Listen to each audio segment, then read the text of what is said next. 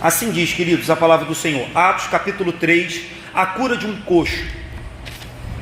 Pedro e João subiam ao templo para a oração da hora nona.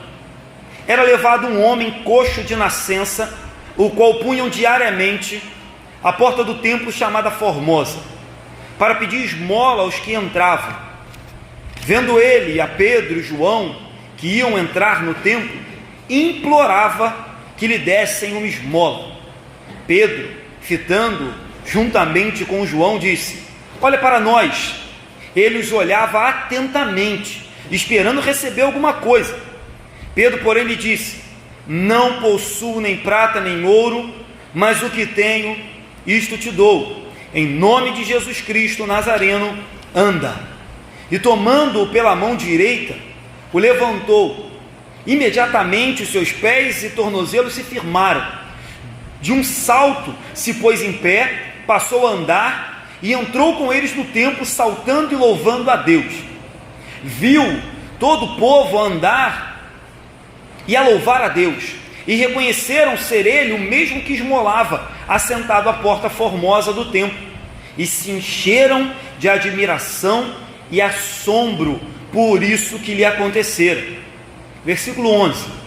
Apegando-se ele a Pedro e a João, todo o povo correu, atônito, para junto deles no pórtico chamado Salomão. À vista disso, Pedro se dirigiu ao povo dizendo: israelitas, por que vos maravilhais disso? Ou por que fitais os olhos em nós, como se pelo nosso próprio poder ou piedade o tivéssemos feito andar? O Deus de Abraão, de Isaque e de Jacó, o Deus de nossos pais, glorificou a seu servo Jesus, a quem vós traístes e negastes perante Pilatos, quando este havia decidido soltá-lo. Vós, porém, negaste o santo e o justo, e pediste que vos concedessem um homicida. De Sarte, matastes o autor da vida, a quem Deus ressuscitou dentre os mortos, do que nós somos testemunhas. Pela fé em o nome de Jesus é que esse mesmo nome fortaleceu a este homem que agora vedes e reconheceis. Sim, a fé que vem por meio de Jesus deu a este saúde perfeita na presença de todos vós. E agora, irmãos, eu sei que o fizestes por ignorância, como também as vossas autoridades, mas Deus assim cumpriu o que dantes anunciara por boca de todos os profetas, que o seu Cristo havia de padecer. 19. Arrependei-vos, pois, e convertei-vos, para serem cancelados os vossos pecados, a fim de que da presença do Senhor venham tempos de refrigério, e que envie ele o Cristo, que já vos foi designado, Jesus, ao qual é necessário que o céu receba até os tempos da restauração de todas as coisas, de que Deus falou por boca dos seus santos profetas desde a antiguidade. Até aqui, irmãos, o texto é longo, como eu disse. Deixa a sua Bíblia aberta, que eu vou citar alguns versículos de forma rápida, para que a gente possa meditar. O contexto eu li desde o início, só para que a gente entendesse o contexto. Na verdade, eu quero prestar mais atenção na pregação de Pedro, que é do versículo 11 até o 26. A gente leu só até o 21, mas a pregação de Pedro é do 11 em diante. Por que eu quero frisar a pregação de Pedro? Porque, como eu disse, eu entendo que uma igreja ou uma congregação que deseja ser igreja precisa, um dos seus pilares para se alimentar, se manter saudável, se manter forte, crescer, é de uma pregação bíblica, cristocêntrica e teológica. E nós vemos esse exemplo na boca do apóstolo Pedro. Antes, se você voltar um pouco, o livro de Atos, ele é sequência do livro de Lucas. Foi a mesma pessoa que escreveu.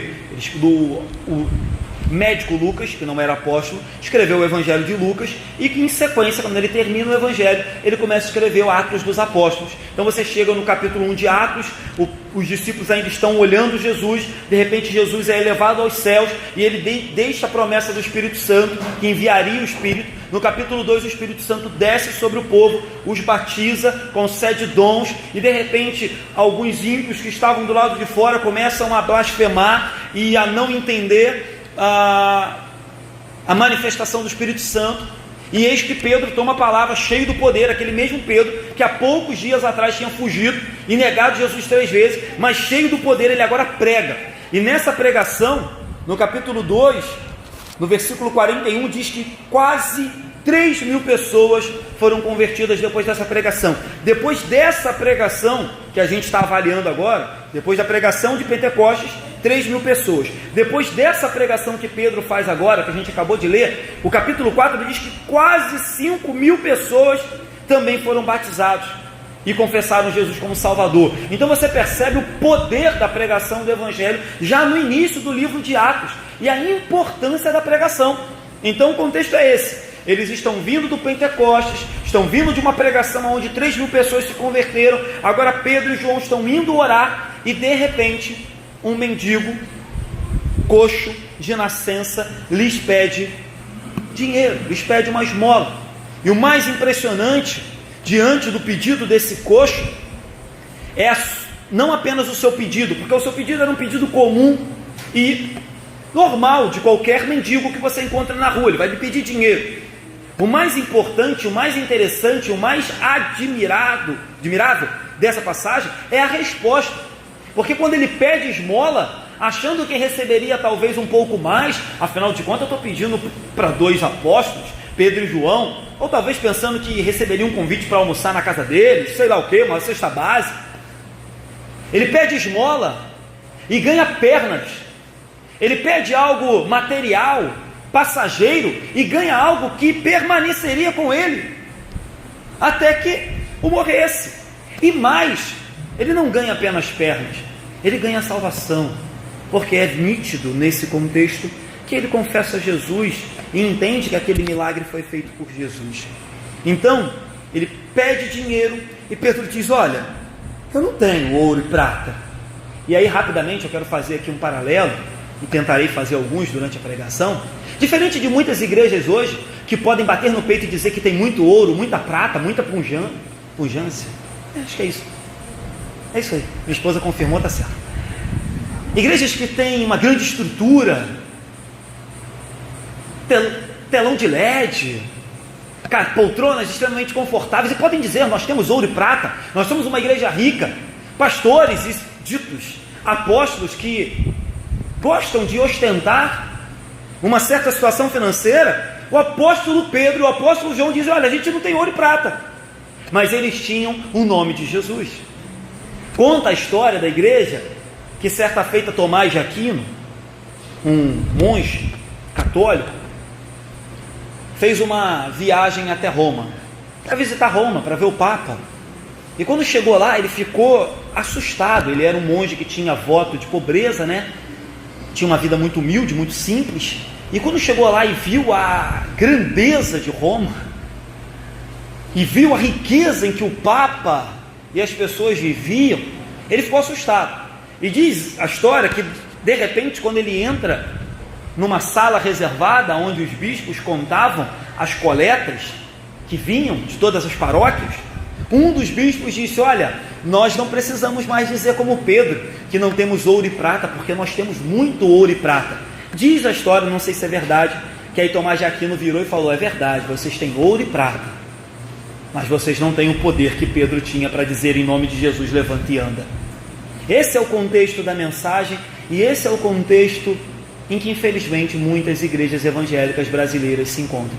Eles têm ouro, eles têm prata, eles têm um louvor perfeito, eles têm uma pregação bonita, eles têm mais de não sei quantos membros, mas o nome de Jesus e o poder tem faltado em nossas igrejas, tem faltado na igreja evangélica brasileira. Então vamos seguir. O primeiro ponto que eu queria citar nesse contexto aqui é que diante de um milagre que acabou de acontecer, um homem que era aleijado desde o nascimento, não é um milagre qualquer, não era alguém que estava com febre, como a sogra de Pedro teve febre e foi curada, tudo bem, acreditamos nisso também, mas era um grande milagre. Mas diante de um grande milagre que aconteceu, você percebe durante toda a pregação do apóstolo Pedro, que esse milagre só serve para uma coisa: exaltar o nome de Jesus. Então, primeiro ponto que eu quero citar 4 pontos breves. Primeiro ponto: o milagre, seja ele qual for, na minha ou na tua vida, seja ele grande ou pequeno, seja ele uma cura, uma ressurreição, seja lá o que for, uma porta de emprego, um casamento, entenda, os milagres servem única e exclusivamente para exaltar o nome de Jesus. Se você perceber, depois você leia de novo com calma, eu contei em casa, do versículo 11 ao versículo 26, de forma direta ou indireta, Pedro cita 13 vezes, ou ele fala Jesus, ou ele fala Cristo, ou ele fala servo, santo, justo, Messias, mas durante, do 11 ao 26, poucos versículos, 13 vezes, Pedro faz menção a Jesus, querendo mostrar que todo milagre que vem sobre a mim e sobre a sua vida, deve exaltar o nome de Jesus. Por que Pedro faz isso? Porque você percebe que no mesmo instante que o povo olha para o aleijado, ou para o ex-aleijado, para o ex-coxo, e o percebe andando e glorificando a Deus, o povo corre para a volta de Pedro, e talvez comece a querer adorar a Pedro, e Pedro fala: epa, para aí, aconteceu um milagre aqui, é verdade, eu fui o instrumento desse milagre, é verdade, mas o milagre deve exaltar somente Jesus, porque foi, como diz ele aqui, a fé que vem por meio de Jesus, no versículo 16, deu a este saúde perfeita na presença de todos. Então é o nome de Jesus, é a fé em Jesus, e não o apóstolo Pedro, e não a igreja congregacional, não o culto de milagres, como algumas igrejas gostam de fazer. Então percebe, o milagre serve para exaltar Jesus. Toda vez que algo acontece na igreja e que Jesus não é exaltado, toda vez que algo acontece na igreja em que não se aponta para Jesus como autor daquele feito, ou como o único que é digno de glória, algo está errado. Estamos roubando a glória dele, estamos pervertendo aquilo para o qual fomos chamados. Então Pedro, rapidamente, quando percebe que talvez pudessem jogar na conta dele um milagre que foi feito, que foi realizado, ele diz: parem tudo, deixa eu explicar uma coisa. Vocês lembram do Nazareno? Vocês lembram do Filho de Deus? E Pedro é duro. Pedro poderia apenas apontar para Jesus, mas Pedro toca na ferida e faz questão de fazê-lo, porque sabe, porque se não fizer, a pregação é inútil. Ele anuncia o nome de Jesus, mas ele diz: olha, esse Jesus é aquele mesmo que vocês traíram. Talvez nos dias de hoje alguém ia falar: poxa, Pedro, você vai falar na cara da sua plateia, vai falar na frente do povo que parou para te cercar, para te admirar, que eles são traidores. Mas Pedro não se omite. Pedro diz no versículo 13: vocês traíram, e ele diz: vocês o negaram, no versículo 13. No versículo 14 ele diz de novo: vocês negaram. No versículo 15 ele diz: vocês foram além e mataram o autor da vida. É esse autor da vida que vocês negaram, traíram e mataram, que acabou de fazer esse milagre. Então Pedro não apenas exalta Jesus, mas lembra também dos homens as responsabilidades que eles têm para com Jesus. Lembra também dos homens que muitas das vezes nós negamos, traímos o nosso Senhor Jesus pelas nossas atitudes, palavras, pensamentos, que não correspondem com a nossa verdade cristã. Então Pedro coloca pingo nos is e diz: ei, vocês que agora estão aí tudo alegre porque o coxo está andando, mataram ele. Mas Pedro não para aí, Pedro vai além e diz: mas tem um detalhe, vocês o mataram, mas Deus assim cumpriu o que dantes anunciara pelos profetas, que o Cristo haveria de morrer, mas ele o glorificou, porque ele foi ressuscitado. Então Pedro vai além. Você percebe, queridos, que com 5 versículos de pregação, Pedro já traçou a história do plano de salvação e de quem é Jesus. E aí, às vezes a gente fica naquela neura: falar de teologia na igreja é difícil, um sermão, pastor, pregação cristocêntrica, teológica, bíblica, pô, isso é muita... Não, em 5 versículos, ele disse quem é Deus, quem é o Filho dele, quem é que faz milagre, quem é que cura, o que aconteceu com ele morreu, mas que ele ressuscitou, que ele é o autor da vida. Em poucos versículos, Pedro conseguiu fazer aquilo que hoje pastores não conseguem, numa pregação inteira: apontar para Jesus e dizer: ele é o Filho de Deus, o Messias, ele é o dono da igreja. Então Pedro, sem isentar a culpa desses homens, diz: olha, vocês são culpados, vocês erraram, vocês falharam, mas entenda, Deus cumpriu o que anunciou na boca dos seus profetas, no versículo 18. Então, irmão, só para recapitular, o milagre não deve ser usado para autoexaltação de ninguém. Toda vez que um pastor, ou seja lá quem for, usa de um milagre que acontece na igreja de Deus, e aí, até mesmo o milagre da conversão, toda vez que alguém bate no peito e toma para si aquele milagre que aconteceu, ele está se exaltando no lugar do único que é digno de ser exaltado. Então o milagre não pode, não deve jamais ser usado nas nossas igrejas como motivo de autoexaltação humana.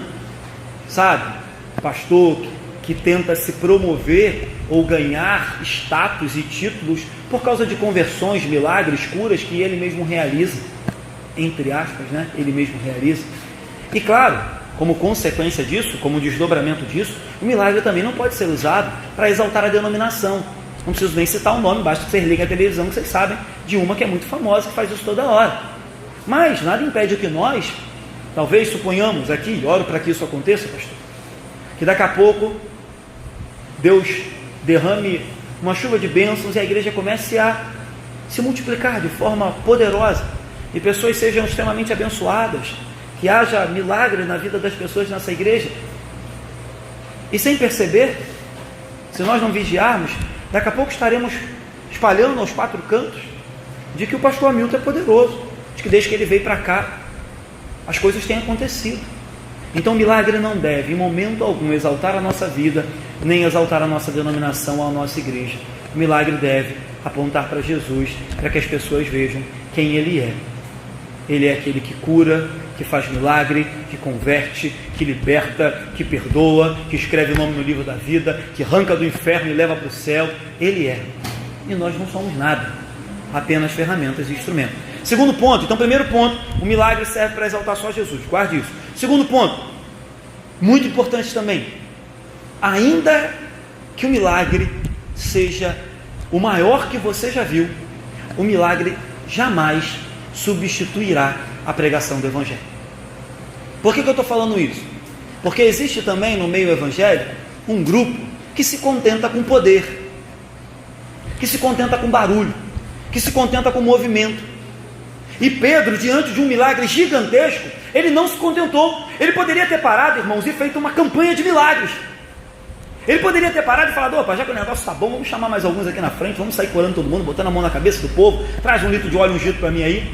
Mas Pedro para e aproveita que o povo prestou atenção nele e usa essa oportunidade para pregar, assim como ele fez no capítulo 2 do Pentecostes.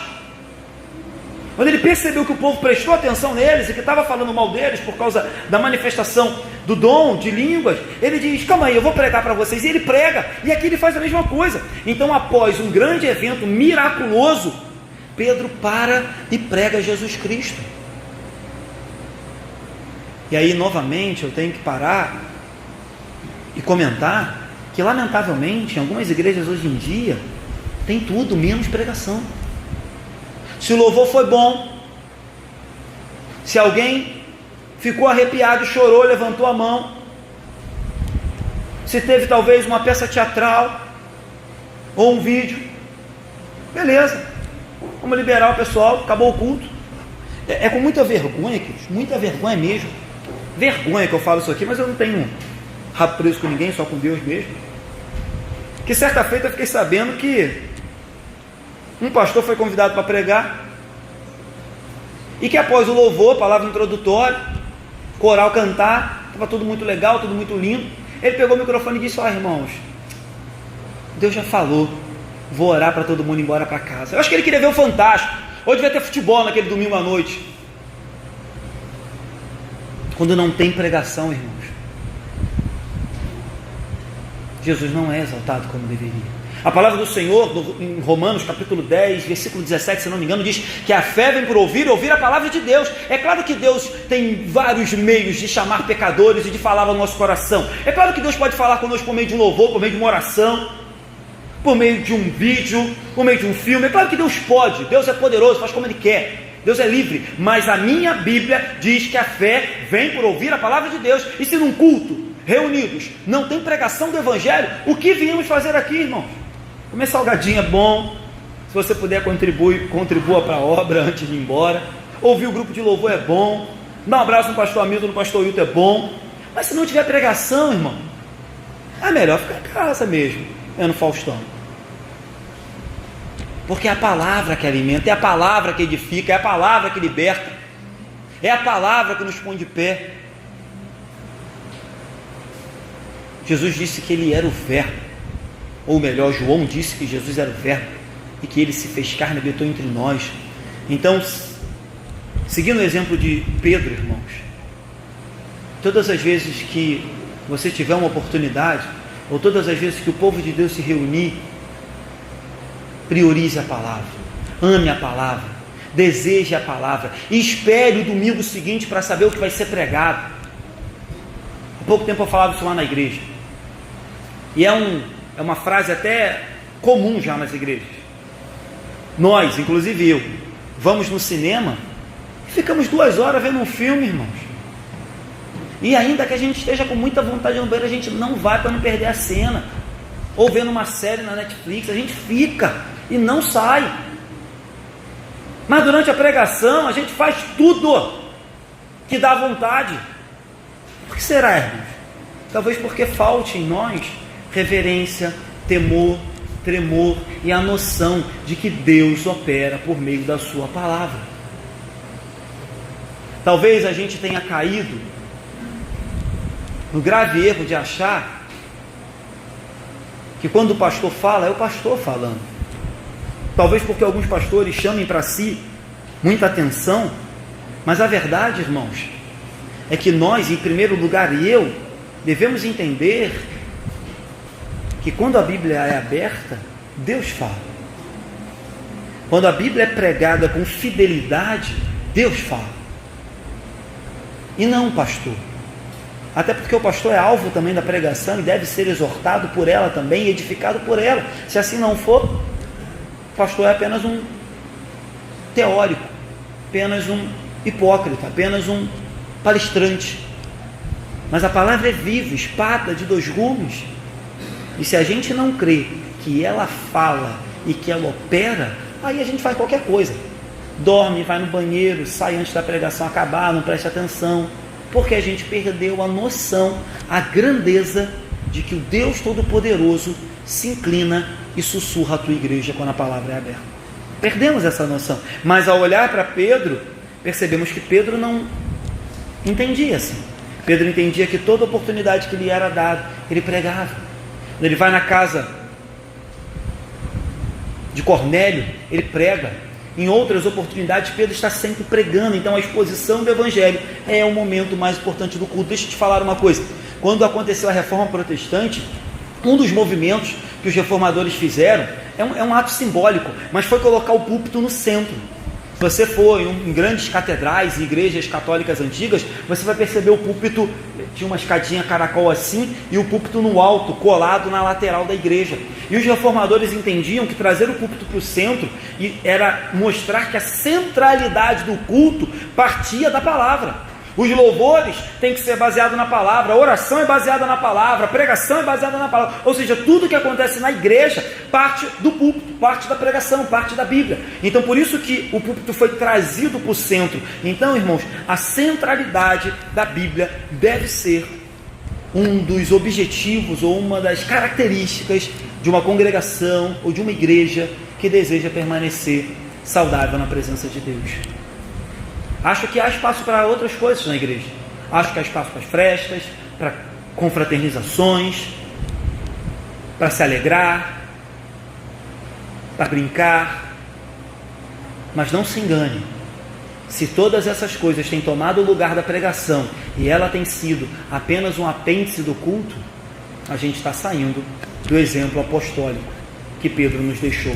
Então, precisamos entender, sim, a pregação tem que ser central. Sabe por quê, irmãos? É duro falar isso, mas preste atenção. Milagres, por mais bons, desejosos que sejam, todos queremos milagres, isso é fato. E todos recebemos, isso também é fato. Uns mais, outros menos. Uns mais milagrosos, outros menos. Uns mais maravilhosos, outros menos maravilhosos com relação à nossa vista. Mas por mais grande que seja o milagre que você recebeu, o milagre é temporário. Suponhamos que aqui entre nós tem alguém que foi curado de câncer. É temporário, irmão, você vai morrer de outra doença, provavelmente, ou de velhice. Suponhamos que aqui alguém tenha recebido um milagre gigante, foi ressuscitado. Vamos supor que alguém foi ressuscitado aqui. Vai passar, que você vai morrer de novo. Se você não morrer, você não vai ver Deus. A não ser que Jesus volte antes, aí você vai ser arrebatado antes de morrer. Então o que você tem que entender é, por maior que seja o milagre, ele passa. Mas a palavra de Deus que traz fé ao meu coração, ela vai me levar para o céu. Eu posso chegar no céu sem as pernas, o coxo podia chegar no céu. Eu posso chegar no céu sem meus olhos, eu posso chegar no céu com câncer, eu posso chegar no céu paralítico, mas eu não vou chegar no céu sem fé em Jesus. E se a Bíblia me diz que a fé vem por ouvir a palavra de Deus, eu preciso ouvir a palavra, porque milagre é temporário, milagre passa. Quantos aqui não conhecem pessoas que receberam um milagre e depois viraram as costas para Deus? Quantos aqui não conhecem pessoas que vieram correndo para a igreja porque precisavam de um milagre e quando receberam, esqueceram? Porque milagre passa. Milagre não convence ninguém, milagre não converte ninguém. Quem converte é a pregação do Evangelho. Por isso que Pedro prega. Não se deixe levar, irmãos, por aquilo que se pode ver, como foi dito aqui pelo meu irmão. Porque aquilo que se vê é transitório e passageiro. Terceiro ponto, então eu disse que o primeiro, a pregação, ou melhor, o milagre, exalta só Jesus. O segundo, qualquer milagre não invalida pregação. Todo e qualquer milagre não substitui pregação. Então, se você foi numa casa orar por alguém e Deus operou um milagre, pregue o Evangelho. Fique feliz, glorifique a Deus porque Deus curou aquela pessoa por meio da sua oração.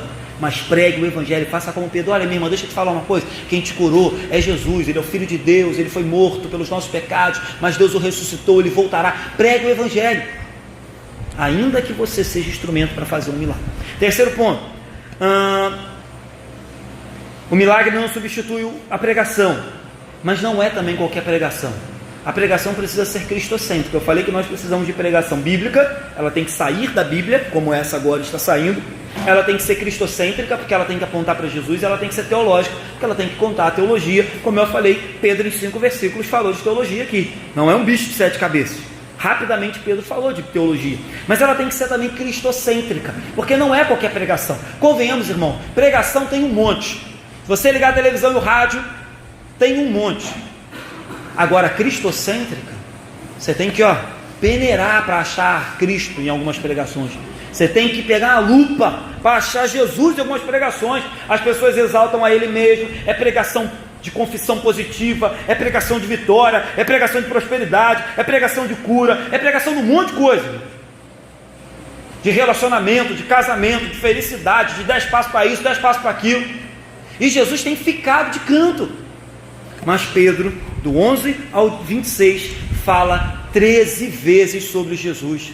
13 vezes. É mais do que a cada 2 versículos ele citar o nome de Jesus. 13 vezes ele diz Jesus, Jesus, Jesus. Ou seja, irmãos, quem aparece na pregação de Pedro é Jesus. Pastor, não posso dar um exemplo da minha vida? Pode, como citei aqui alguns. Não posso fazer uma ilustração? Pode. Mas perceba, o que tem aparecido mais nas nossas pregações? Se não for Jesus, irmãos, a gente tem pregado tudo, menos o Evangelho. E é isso que acontece hoje. As pessoas pecam porque têm valorizado mais um monte de coisa do que Jesus. E o pecador precisa saber de Jesus, irmãos. Já tinha 2 aqui. O pecador precisa saber quem é Jesus.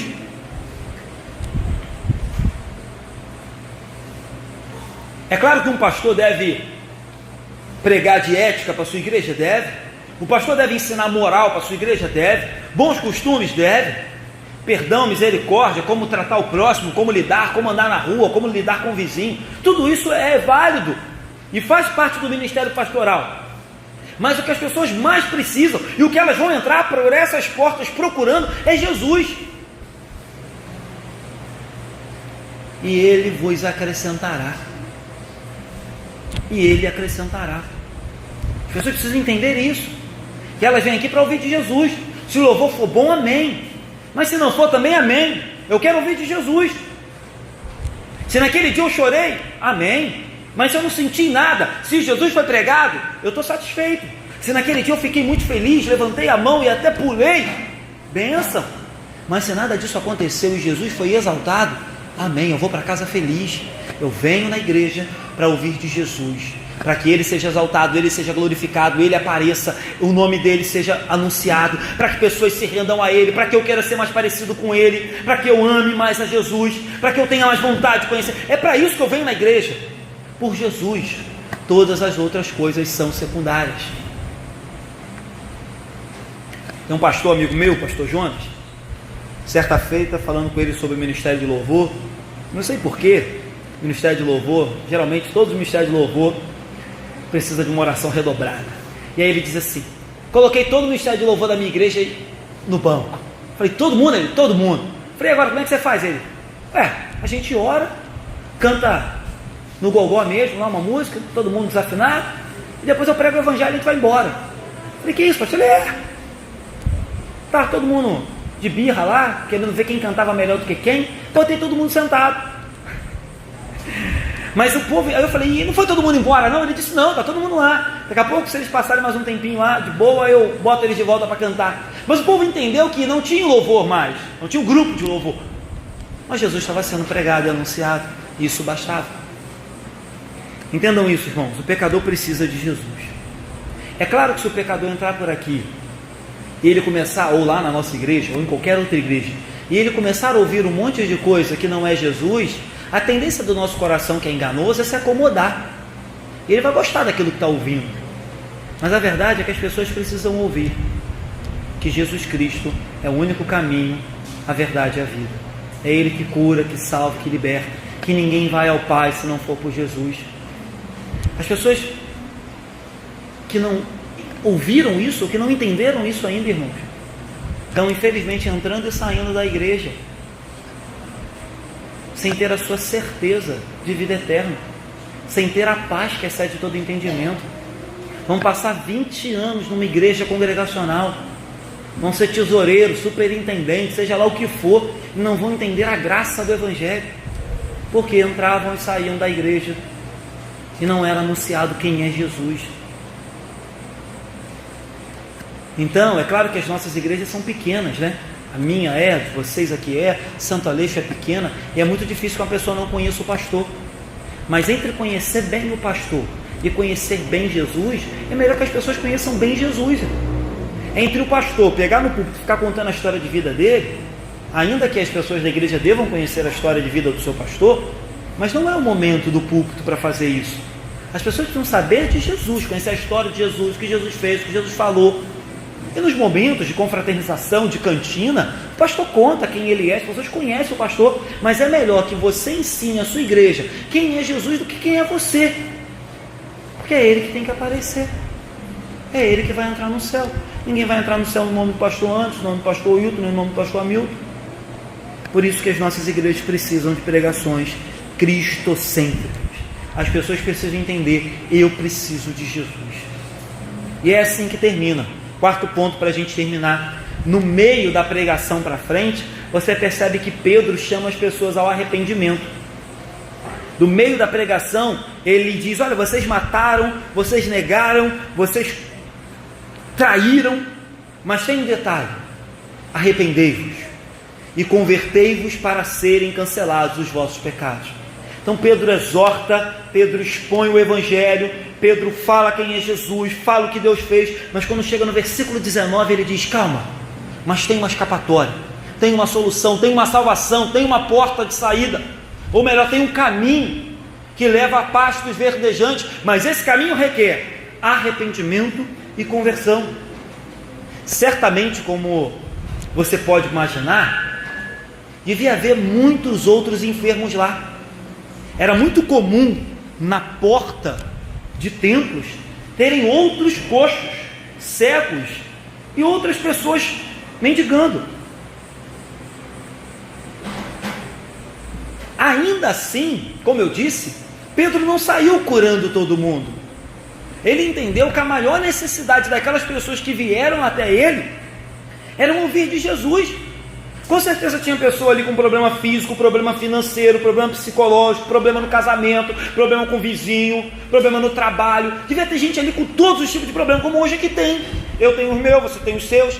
Mas Pedro entendeu, elas precisam de Jesus. E se elas tiverem Jesus, as demais coisas serão resolvidas.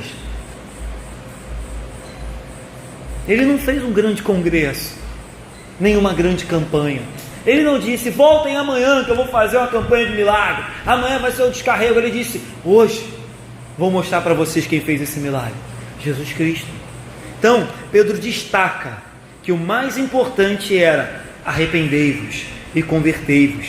O que o ser humano precisa, Pedro diz aqui, o ser humano precisa de conversão, o ser humano precisa de perdão de pecados. Então ele diz, arrependei-vos e convertei-vos para quê? Só para passar a andar, para deixar de ser coxo? Não, para que sejam cancelados os vossos pecados. Então, como eu disse, o mais importante do que ser curado, o mais importante do que receber um emprego, um bom casamento, isso tudo é bênção de Deus, é que o meu e o seu pecado seja cancelado, é que o escrito de dívida que havia contra nós seja rasgado e cravado na cruz. Isso é o mais importante. Então Pedro entendeu isso, que o mais importante, que a necessidade maior de todo ser humano é ouvir que Jesus perdoa pecados, e só Ele. Nenhuma outra religião promete perdão de pecados, nenhum outro profeta que pisou nessa terra prometeu vida eterna, nenhum outro líder religioso disse que era o caminho. Pelo contrário, todos eles eram tão miseráveis pecadores quanto todos aqueles que não têm Jesus. Então só haverá arrependimento, só haverá conversão quando as pessoas entrarem na igreja, entrarem pelas portas das nossas igrejas e entenderem que precisam de perdão, que somos pecadores, e que se assim permanecermos vamos para o inferno. E uma vez entendendo que somos pecadores e precisamos de perdão, a pessoa passa a entender outro ponto.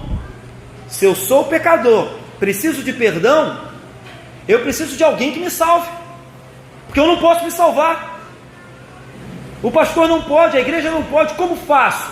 E aí a pessoa vai entender que somente Jesus Cristo é o nosso único e suficiente Salvador. Mas para isso precisamos de igrejas aonde elas sejam cristocêntricas, bíblicas e teológicas, para que as pessoas entrem e saiam daqui dizendo, verdadeiramente Deus falou comigo, Deus me alimentou, Deus saciou a minha fome e a minha sede, Deus me edificou, Deus me exortou, Deus me disciplinou, mas Deus falou, porque quando a palavra dele é aberta, ele fala. Quem tem ouvidos, não é isso que diz a palavra de Deus, ouça o que o Espírito diz à igreja. Que Deus abençoe vocês, irmãos. Amém?